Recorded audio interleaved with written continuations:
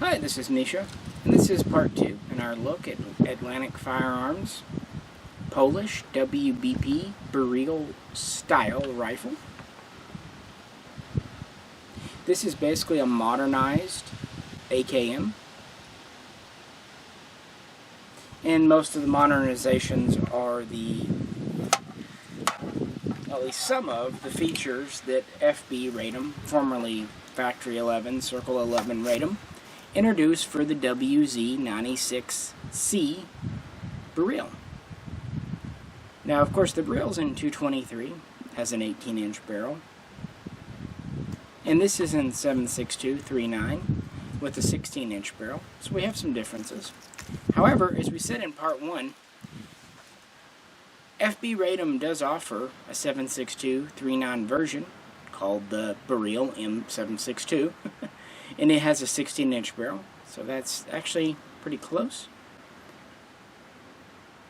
In video 1, we didn't get to do a lot of shooting. It was one of those days where we just had about an hour to steel to go out and run some test rounds through it. Today, we really got to put some rounds through it, and we're still in the middle of the day. We just thought we can do this little break here and let you know what we've discovered so far.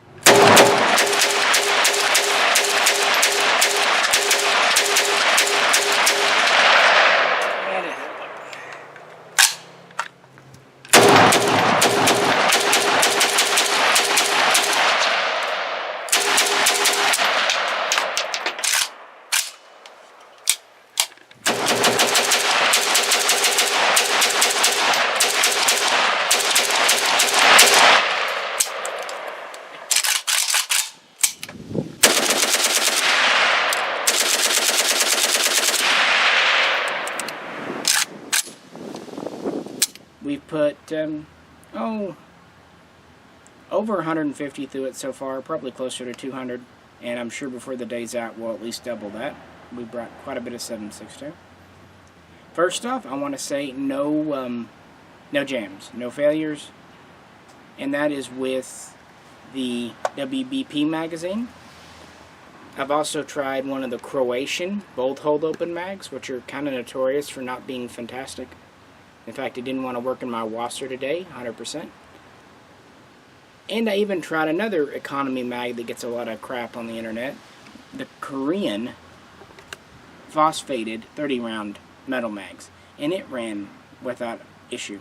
So we've tried 3 mags in it, all very affordable choices, and 2 of them not well regarded by the internet. The WBP mags are pretty new, but they seem to be built just as well in 7.62-39 as the FB-Radom mags are in 5.56 NATO. In fact, they're almost identical. The body, the shaping is the same. The floor plate's a little different on the WBP. It's a smooth floor plate for the most part. The FB has a little more patterning, but that's really about it. The color is the same. Even the mold marks are the same at the bottom here. So that's pretty neat. We gave a lot of history in video 1, including comparing to an original FB Archer that I've set up to be as close as a Beryl as I could get away with. So today was more about accuracy, and in just a minute you'll see Jay's clip talking about adjusting this primary arms optic, which is an aim point clone, in. But I wanted to share a few things I've learned since video 1. First off, WBP themselves have confirmed this rail is a real, original FB-Radom product. This is not a copy. Also, as I think I alluded to in video 1, these extending controls, the safety and the mag catch, are original Polish parts. These are not US-made copies.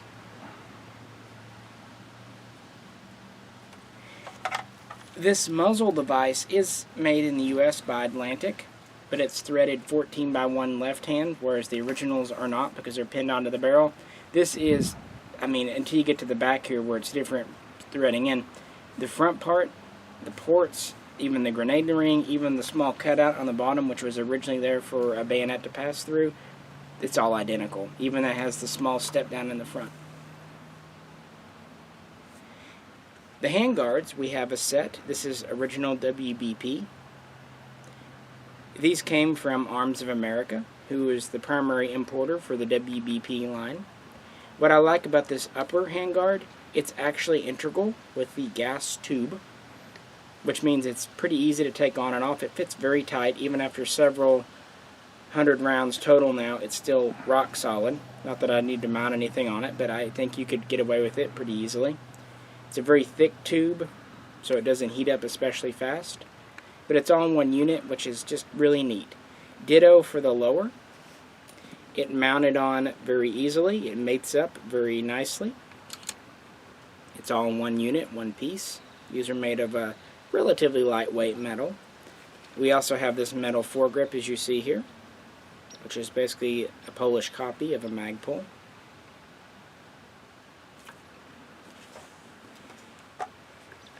This is the original grip. It's in video 1, made by CAA. I was going to replace it with a Polish, but you know, if you look at our pictures of the Beryl, this is very close to the Beryl ergonomic grip, and after shooting both my Archer and this today, I have to say I kind of find this grip more comfortable.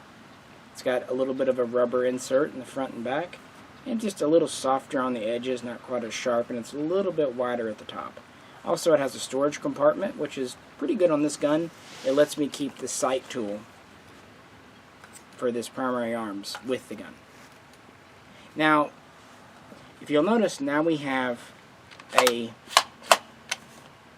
Beryl WZ96C style 4-position buttstock. This is a military stock. This is from Atlantic. They offer these as an upgrade. I believe it's around $180 and maybe a little cheaper if you buy it with the rifle. This is a military stock. This is not a civilian stock. It's actually built tough enough to launch rifle grenades. So frankly, it is plenty tough for anything you could possibly use it with. It's a nice solid steel body here. It's relatively thin. Doesn't add a bunch of weight, but it's not going to bend on you. It's got a nice block up here. This actually is extremely secure to the receiver. It has your usual 2 screws here and here inside. And then it has a third attachment, which is a plate that goes under the pistol grip nut. So the pistol grip nut essentially acts as a third attachment point, third screw. So it's attached in 3 ways to your receiver. Again, it was built for grenade launching, so they really overdid it. And it did come with the plate. I know some of these stocks when you buy them do not, but from Atlantic, it has the plate. It has kind of a Car 15 style upper sling slot where you wrap it around here. That's the only real downside to it. A regular AK stock will not, AK sling will not fit because the loop and the snap cannot fit through this swivel here. So I'm using this Bulgarian sling, which has a buckle. So I just snap it in the front and then just run this buckle through and, you know, loop it in the back. So if you get one, just be aware of that. Of course, you could just use a standard M16 sling or any of the more advanced slings and just use some paracord or another adapter to use the front sling loop. So it's not really a downside, truly, but just know that a normal AK sling will not work on this stock. Now, the reason I decided to get this stock, when I first ordered this rifle, and I did order it and pay for it, this wasn't something given to me or sent to me as a loaner, this is my gun. I just went with the WBP stock again from Arms of America. And the WBP stock is a fixed stock. It's a very good, it's kind of a plain, unadorned, very military stock, very good, solid military polymer. It has a metal sling swivel, metal false-fitted butt plate. I liked it just fine. The length of pull seemed okay to me. However, Jay thought it was too short. And the other gentleman who was out shooting with us thought it was too long. So the obvious answer there is just get an adjustable stock and then everyone's happy. And as good as the WBP stock was, it did have that pretty narrow steel butt plate. This one has the much wider kind of boot rubber butt plate. So it is more comfortable and it will stick to your shoulder. And it is a little bit curved. So it is more ergonomic. And this, you know, like any M4 stock, has a little play, but nothing excessive. And I think you can adjust the tension. There's a knurled knob here I haven't played with it much. So I got that from Atlantic. Now, after video 1, we did have one problem. Didn't really notice it till after the fact. The safety broke in a way. Now let me explain, please. You see, this is a normal AKM type safety, and it has a slot cut in it for this flange, this extended flange. This flange is just welded or brazed on. And here's the original. I can get it out of this chair here. Here's the safety. You can see the inside. You can see the slot. You get the piece that goes through it. This piece just basically came off and was just rattling around. The weld, or the brazing, broke in the back. Now, to be fair, all it did, the safety still worked, even this notch still worked, it was just loose, like this. And of course, this side, when it was against the gun, kept it from coming out, but it was loose. And of course, no one wants that. It's annoying. Besides, you might give away your position with this kind of rattle and, you know, dead in the streets, that kind of thing.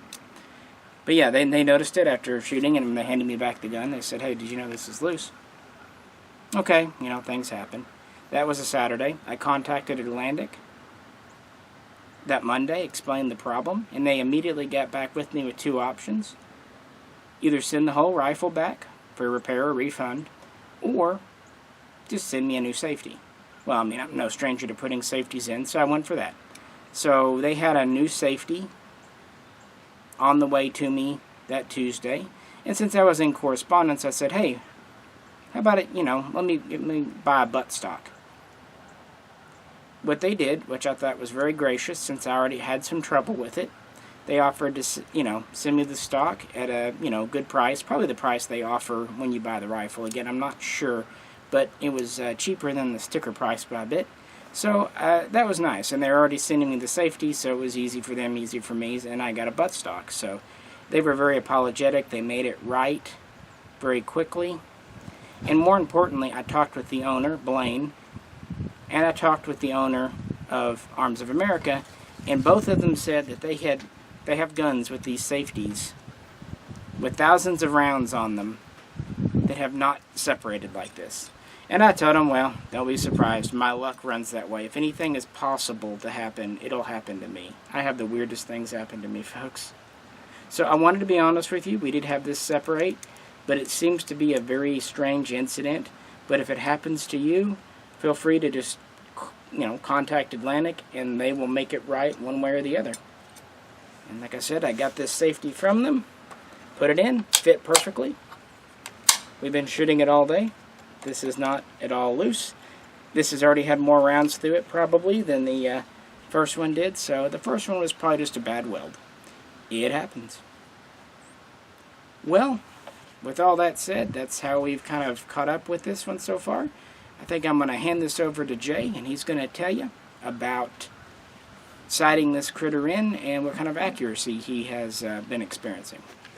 Hi, it's producer Jay here. I've got this Beryl Style 7.62x39 from Atlantic Firearms. This is made on a WBP parts kit. We've been doing a little shooting today for accuracy, just to see how it performs. Now, Misha has this set up with this Primary Arms EOTech, or I should say aim point clone. So, without a magnified optic, I am very well at the maximum of my abilities as far as accuracy goes at any type of range, and I'm shooting at a target that's 100 yards away. But so far, pretty impressed with this. I'm able to keep it well within a 7-inch circle at this range, and I'm going to be shooting at an 8-inch steel plate here right now. So far 100% reliable. We've got this ergonomic grip that he's added, and this Beryl Style telescopic stock, which to me is a big quality of life improvement over what you saw previously. So I'm a little off frame here. Hi, that's me. Hello. So I'm going to be shooting at the steel plate and see how we do. First, I need to put a magazine in it. That usually helps.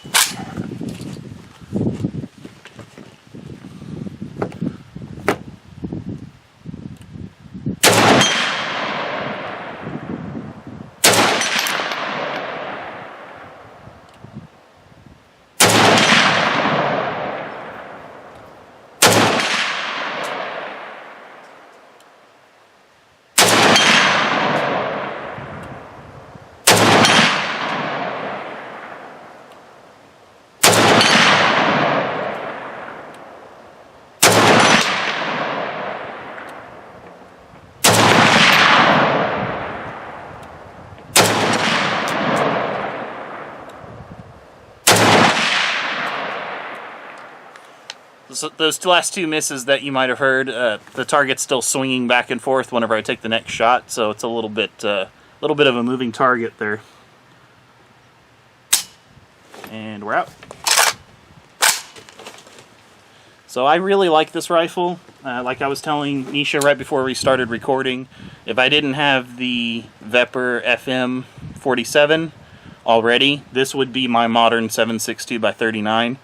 I think it's very comfortable to shoot, especially with this Beryl style stock on there. I really love the Beryl optics mounting system. Of course, this does have the side rail on it if you want to go with that and ditch the Beryl optic mount, but I don't know why you would. I do think that side rail adds a little unnecessary weight because it's kind of a redundant sighting system. But other than that, the fit and finish on this is fantastic. I love this rifle. I might end up having to keep one for myself. So, alright, so that was Jay's input. Glad to have him here since I am crap at any kind of thing related to accuracy. It seems to be holding up and being just as accurate as the CG1 and really any other well-made AKM, if not more so. We have an FB barrel, so that's not surprising. We have a good Childers receiver. We have a forged trunnion, all new parts. So yeah, accuracy is what you'd expect. And we do have this Beryl top mount, which is easy to take on and off and does seem to hold zero, at least battlefield well. We haven't had any troubles with it. This primary arms is working well for us, it seems. And it sounds like I may have to fight off Jay's advances to make sure this doesn't accidentally go home in his rig today. It is a nice rifle though, but I'm quite fond of it too because I sure like my Archer. Well, that's what we know so far. I'm sure we'll do a part 3 as we continue to put more rounds through this and we learn a little bit more about these guns. Also, I would definitely suggest checking out Atlantic's website and emails for 2018 because I know of at least 3 new products that should be coming out, if not this winter, this spring and into the summer. And it should be pretty cool stuff. In all honesty, I am very, very happy with what they've done.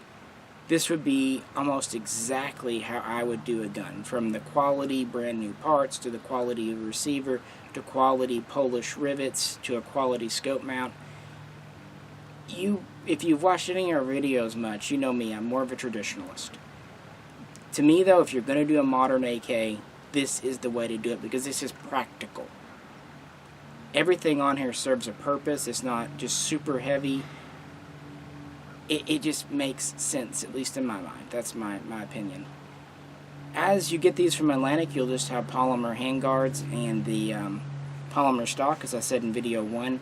But you can add these as an upgrade, either the handguard or the stock or both. And of course, this takes standard AKM, AK-74 handguards and buttstocks. So if you prefer a Magpul setup or whatever else, it'll take it. You're not limited.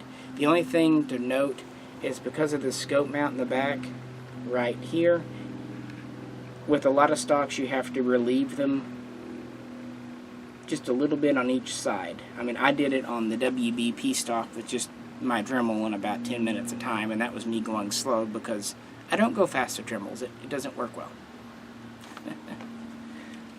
Well, if you have any questions, comments, anything else, we welcome them below. If you liked the video, please click like and also check out our other AK and, well, any of our other videos. We really appreciate it.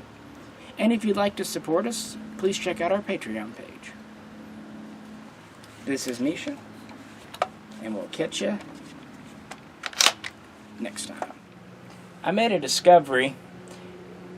You can actually load 7.62 by 39 into a 5.56 Beryl mag. Just thought I'd share that with you.